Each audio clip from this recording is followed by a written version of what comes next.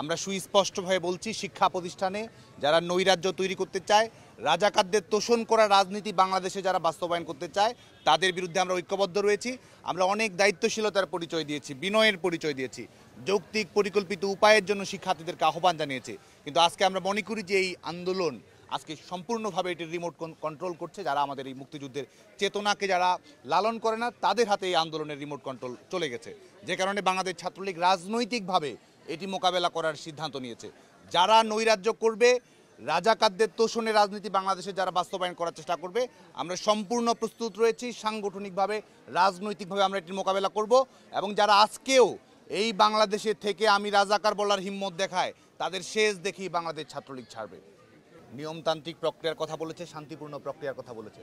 সকল পক্ষই যেখানে আন্তরিক ছিল, সেই আন্দোলনকে আজকে টেনে হিচড়ে লম্বা করে ভিন্ন পথে প্রবাহিত করার যে প্রচেষ্টা আমরা দেখতে পাচ্ছি, এটি আমরা ক্ষোভের সঙ্গে এটি লক্ষ্য করেছি। এবং আজকে দেখুন, গতকালকেও উস্কানি দেয়া, ছাত্রলীগের নেতাকর্মীদের উপর বিভিন্ন ধরনের উস্কানিমূলক প্রবণতা, আক্রমণ করার কথা বলা, এবং শেষ পর্যন্ত গিয়ে আমাদের লাখো শহীদের রক্ত নিয়ে তামাশা করার পরিণতি কিন্তু আমরা দেখেছি। যে কারণে আজকেও বাংলাদেশ ছাত্রলীগের পূর্ব ঘোষিত কর্মসূচি ছিল, তাদের কোনো কর্মসূচি ছিল না। ছাত্রলীগের কর্মসূচি ঘোষিত হওয়ার পরে একই জায়গায় তারা কর্মসূচি দেখেছে।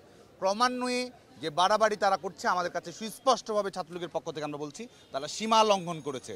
এবং সীমা লঙ্ঘনকারীদের কীভাবে রাজনৈতিকভাবে মোকাবেলা করতে হয়, ছাত্রলীগের সেই শিক্ষা জানা রয়েছে।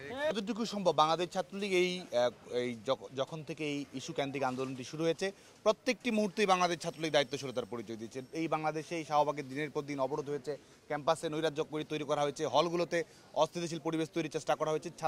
ছাত্রলীগ কিন্তু প্রত্যেকটি ক্ষেত্রেই দায়িত্বশীল, রেসপন্সিবল, এবং কোনো ধরনের অনাকাঙ্ক্ষিত ঘটনার জন্য না ঘটে প্রত্যেকটি ক্ষেত্রে কিন্তু ছাত্রলীগ দায়িত্বশীলতার পরিচয় দিয়েছে। সর্বোচ্চ বিনয়ী ভূমিকা, সর্বোচ্চ দায়িত্বশীল ভূমিকা বাংলাদেশ ছাত্রলীগ প্রদর্শন করেছে। কিন্তু আমরা মনে করি যে তারা আমাদের বিনয়কে যদি দুর্বলতা মনে করে থাকে, তাহলে তারা বোকার স্বর্গে বসবাস করছে।